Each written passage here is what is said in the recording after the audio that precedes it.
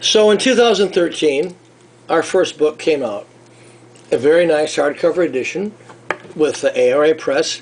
Jack Haggerty was the editor, and he added quite a few nice flourishes, but for the most part, we had measured the N1, thanks to Alex's AutoCAD, down to the millimeter. Now, the beauty of this is that Alex is a historian in St. Petersburg, a teacher, and in the 90s and 80s, he was allowed with Vladimir to go to Baikonur under the auspices of the Soviet government with their school children and have a quote-unquote field trip to Baikonur, in which case all of his students measured the N1 particles and pieces that were laying in the desert from the 4 launches down to the millimeter. And then he went back home, and over the course of a few years he made the blueprint, which he started selling. And then as the digital era came into play, by course in California. And as I started working on this book with Alex's permission, don't forget we had Alex, Igor was famous for taking his photographs, and Vladimir, of course, was actually a Baikonur launch personnel scientist for the Buran program. They all knew each other, of course. So once the project started, I got an email or a text, no, or a phone call. Long ago, forgive me. Nick Stevens of England, London, contacted me, and he said, "Look, I am friends with Alex. I've heard about the project. I would like to participate." He is and was a computer CGI specialist, creator, who was working on a CGI copy of the N1 based on Alex's AutoCAD. So you can see how this all fits together like a hand in glove. So Nick provided all of the beautiful CGI work of the images that were in the first book, including, of course, the complete treasure trove of photographs and other material we got from Vladimir, Igor, and Alex. So the book came together. Nick did the CGI work, and it was, I believe, received very well. Now, as time goes on, I moved to Dayton, Ohio, and around 2021, Nick Stevens, who I've been in contact with, remember, I've been in contact with Nick and Alex and everybody. Nick says, "Hey, I've been working on new CGI renders, which are simply higher grade, higher resolution, more detail. And by the way, I have received one of what he believed were 3 copies of the Roskosmos encyclopedia." Now, this document apparently was some kind of internal register of the complete works of Roskosmos, planned and functioning, scheduled through the year 2040. Now, you can imagine the enthusiasm that this caused. So Nick says, "Look, I got all this new documentation. I've got all this new beautiful CGI work, and I'm holding in my hand the Roskosmos Encyclopedia scheduled through 2040. Let's make another edition." And I, of course, said yes. So Nick and I and Alex and Vladimir and Igor spent 3 years correlating and creating the 2nd edition of the N1 reference book. Now, it is critical that you understand that during this 3-year period, I had a constant flow of new images, new CGI drawings, new information for 3 years from Alex, from Nick, from Vladimir, and from our new friend Pavel, who is another teacher who has worked extensively on the N1, especially on the technical side of what the program entailed going to the moon. He had documents of the actual flight plan. So Pavel was an incredible addition. So again, we worked on this for 3 years, and at some point, near the second year, Nick kind of offhandedly told me that I should be using Yandex. Now, I had never heard of Yandex in my life, but Yandex, it turns out, is the Russian version of a Google. So once you get into Yandex, you are able to take a deep dive into Russian documentation, old Soviet documentation, and find a treasure trove of material that you might not find on Google. So for a year, I spent that time in Yandex land. Now on top of that, along with the Roskosmos encyclopedia, Nick managed to secure the entire library of the Cosmonautica magazine, which was the Soviet scientific magazine covering their space program from the 50s on up. And it had glorious, gigantic sections on their moon base that was planned in the 80s and their Buran extension that was going to be on top of the new N1. And again, another mammoth treasure trove. So at this point, one might ask, where does this stop and where does it come together? And that's what I want to tell you about next. So here is the final conclusion of the creation of the N1 second edition reference book. Once we got into the deep dive, Nick was extremely anxious to show his work on the hydrogen ammonia version of the N1, which would have started flying roughly around 1980. Now, of course, we all know that the N1 fourth flight was the last flight, and that by 1972, the Soviet government shut down the N1 program. This is all documented in our book extremely thoroughly.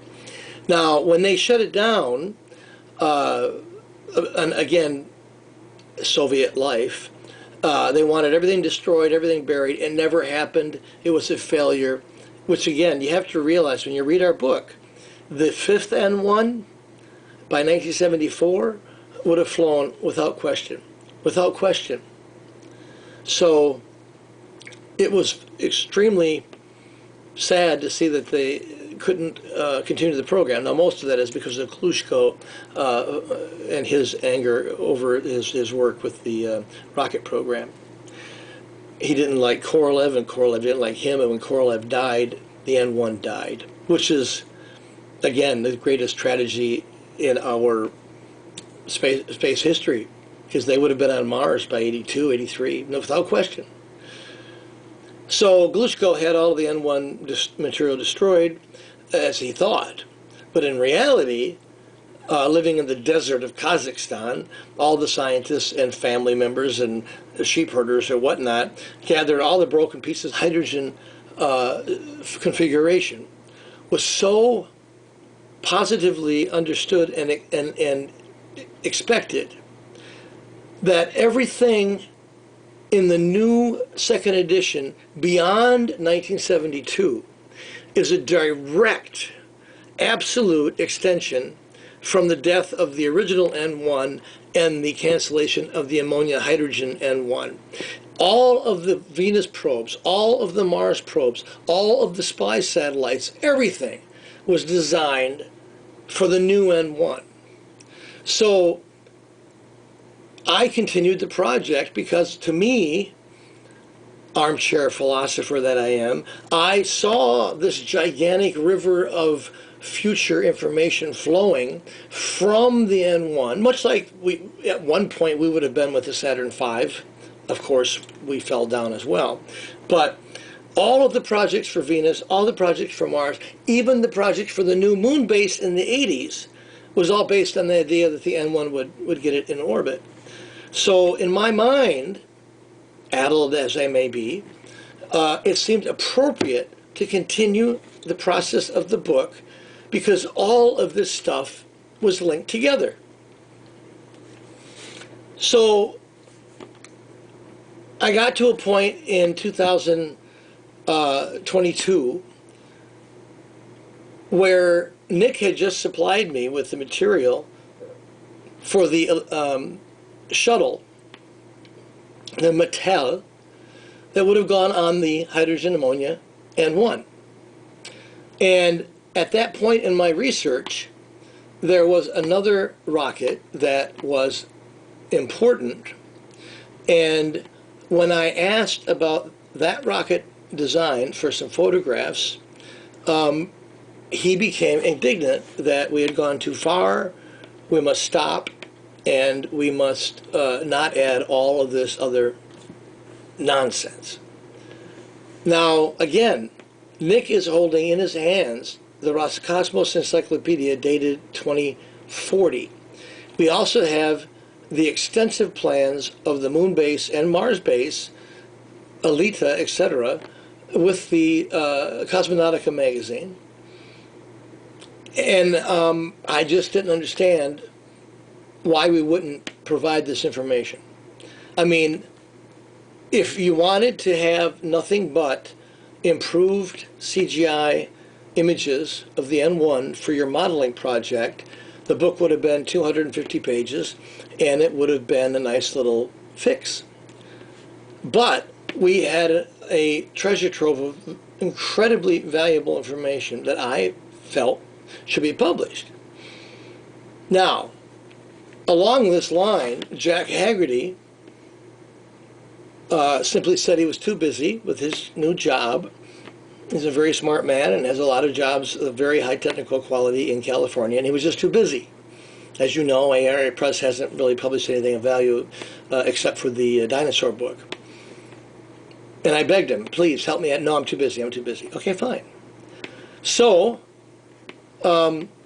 I sat down to work on our book, and at that point it was roughly 550 pages. And that's when Nick said that he didn't like it, didn't like the expanse. And it's like, Nick, we're holding on information that nobody will see again. It's you got it. And in any case, he wanted to stop.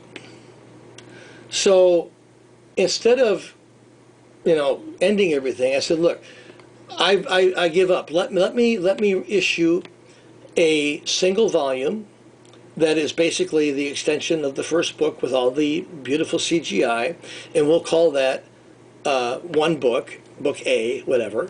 And then I will make another book, which is like the legacy or something, legacy of the N1, and have all this new information. And he said, I'm done. You may use what I have. You may use what we've done, but I'm done. And he hasn't spoken to me since. So all of this bizarre criticism that Nick was somehow not allowed to work on the book, allowed to edit it, or allowed to have input is a complete and utter lie. Nick Stevens hung up the phone and has not spoken to me since 2022. He just simply said, I don't want to do it anymore, which I find utterly bizarre, but we're human, right? So I finished the book, and it was roughly 550, maybe a little longer. And in the last moments of finishing that book, we got an email from Charles P. Vick.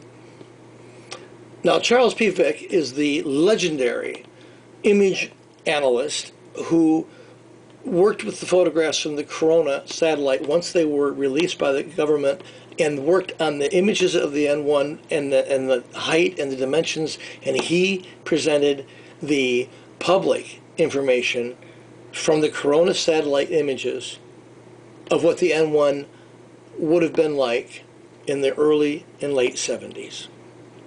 So Charles P. Vick was a legendary analyst, and everybody knew his name. Anybody had anything to do with Russian space knew his name.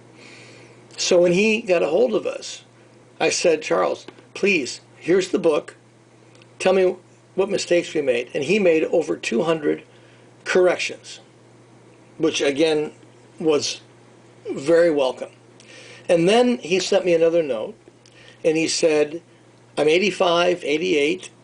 Will you please help me publish 3 documents, most of which were CIA declassified information, on the N1 and my life at that time. Now, me being the armchair philosopher and humanist that I am, instantly said, of course, we'll add 210 pages to the book because, after all, it's from Charles P. Vick. Right?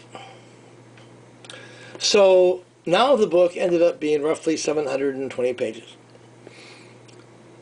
And at that same moment that we added Charles P. Vick's spy satellite analysis, Corona image analysis, and his personal small 5-page essay about the first time I met JFK, and then in his savant wisdom, his image of Russia from his viewpoint as an analyst now.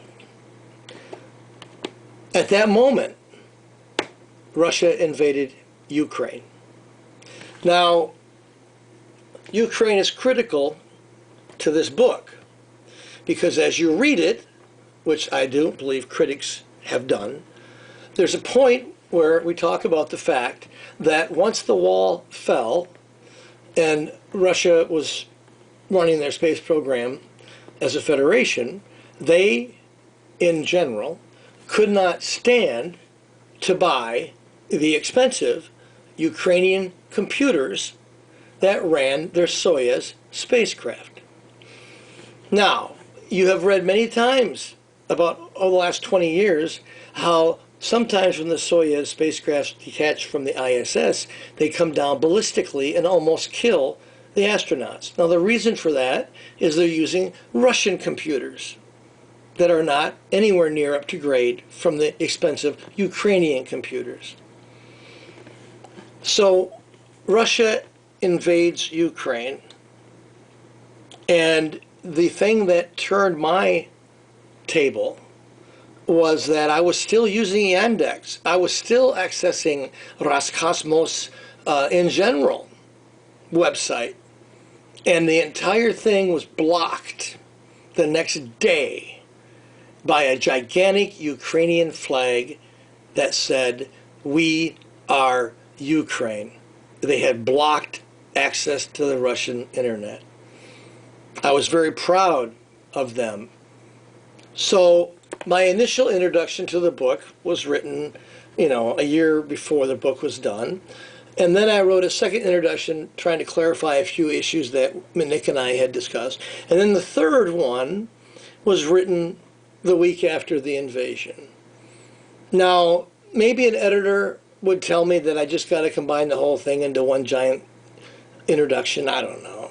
Again, the book had been 3 years in the making, okay? I'm just trying to add a little page at the beginning. Now, in my view, the critics of this book haven't read the first page, which explains every single aspect of the production in one page, including Nick Stevens' hang-up, correct? And then my introduction 1, my introduction 2, introduction 3, which I left as a statement of historical fact. Now, every single page that's in the original book from 2013 is in the new edition. However, once we got the Roskosmos Encyclopedia, there was this enormous vista of lost future history of Venusian probe projects, of Mars probe projects, of lunar probe projects, and of course lunar bases and Mars bases. The idea of not putting them in the book was anathema to me. Maybe that's my fault. So, when the book was finished, it ended up being this big. Now, 725 pages, and Amazon says, no, no, no, it's too fat. We have to split it. The spine will break. So again, what does it matter? In the first page of the book, it says, this book is split because the spine is too fat. It doesn't say that part 1 is some epic story and part 2 is the continuation of an epic story. It says on the first page that this book is split because Amazon won't print it at 725 pages. Yet, reviewers constantly talk about how the two sections don't match up and how it's really weird that I have part 1 and 2, when in the first page it tells you exactly why it's part 1 and part 2. And by the way, if you have packing tape, it joins together really well right there and makes one giant book. Who cares? Now it's available as paperback, it's available as hardcover, and it was released. So Nick, in his infinite wisdom, started a slur campaign about the book, which I have, every time we sell a book, he gets $10, right? So why he wants to slur our creation, aside from the fact that he just is angry with me, I don't know, okay? He obviously hasn't gone through it page by page. He just slurs it as that crazy Matt Johnson's giant book, which was made by 8 of us. 8 of us. I just put it together, guys. Yes, I wrote 5, maybe 5 pages. And I'm guilty, absolutely guilty, of presenting 1 or 2 treasure troves of absolute, genuine, golden information from the 60s and 70s that touched me personally. And again, I'm sorry, 99% of that book is Russian and Nick and everything else, and I put in 2 little pages of my own personal homage. Now, if that means you don't want this book, that's fine. But I am sick and tired of the slander, and I'm sick and tired of Nick bitching about it constantly. Now listen, on top of all of this, after a couple of years, I said, hey, I'm going to actually try more people to review it. I had already sent copies to the BBC, Science Friday, NPR, Here and Now, NPR, and no answer. And then I sent inquiries to various magazines and such, trying to get somebody to take a look at the book. No answer. I don't understand it. Now, one day, I realized that the BBC has an office in LA, a BBC America. So I called over there, and I got a young man in the mail room, because nobody else will answer the phone. And I told him my story, and he said, send a copy to me with my name on it, and I will give it to the right people. I'm in the mail room in LA. Now, that was 8 months ago. Maybe it's in a stack somewhere. I don't know. So, along these lines, we finally had a response from Quest magazine. Now, Quest magazine is a very, very scientific treatise magazine on space history and space activities, put out quarterly. I didn't know anything about it. You got to be in the field, I guess. But the editor, he wrote me a note. What do you want to do? You know, I said, look, I will be happy to be interviewed. I'll be happy to give you a copy for review. I'll write an article. I'll do whatever you want. But thanks for talking to me. So over the course of a couple of months, he finally decided that the best thing to do would simply be to send a copy to one of his people and he would get it reviewed. And after a few months, I got the email. It said, here's the review. It comes out next month. Now, Quest magazine had a NASA scientist in Texas review the N1 book. Now again, please crucify me because you can't stand the 1980s Moonbase page. Crucify me because I actually used 2 pages for my own personal worship of the 1968-1972 space race. Crucify us for putting in the ammonium hydrogen N1 when it was never built. Anything in reality. But the gentleman who reviewed us for Quest magazine was, first of all, upset that there were 8 authors and that this was indicative of a bad book. Now, the first edition had 5, and I managed to get 3 more to complete the work. Somehow, he said that was indicative of a bad, horrible production. The second thing that bothered him was that I actually changed the font size a couple of times. And that's just unprofessional, horrible. And again, maybe. And then he complained about the fact that somehow, for some reason, this book keeps having information up to 2040, even though the title of the book is 1940 to 2040. So what does that tell you? That this guy either has it out for us or that he didn't even read it? And then the worst part is the first line of his review says that it is well known that Nick Stevens was not allowed to work on the completed volume, which is absolutely and completely a lie. As it says in the first page, Nick Stevens hung up on me and hasn't spoken to me for 3 years.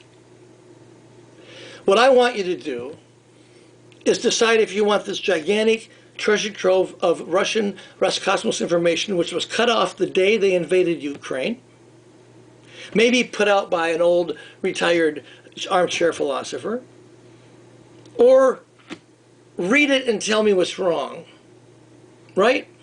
Now, in honor of the 2 years that have gone by and the complaints about this part 1 and part 2 and all this other insanity, I decided that it might be best to actually make a condensed version that is only an expansion of the technical information from Nick and remove 300 pages of future history.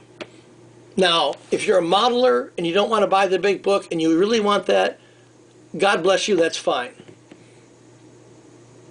But I made it because people were saying they wanted the drawings, and I don't care about history, which of course is the future doom of all of us.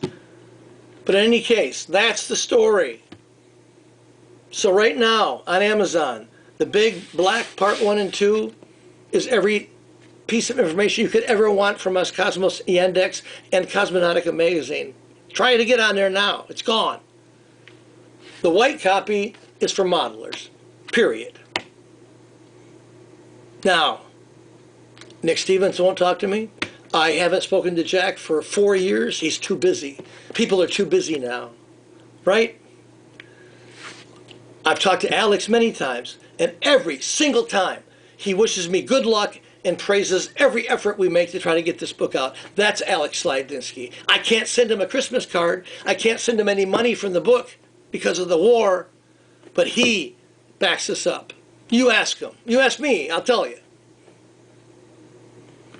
So here's the book. Everything you ever wanted to know about the N1, future history to 2040. That's the story. I swear on my father's grave. Check it out. Thank you.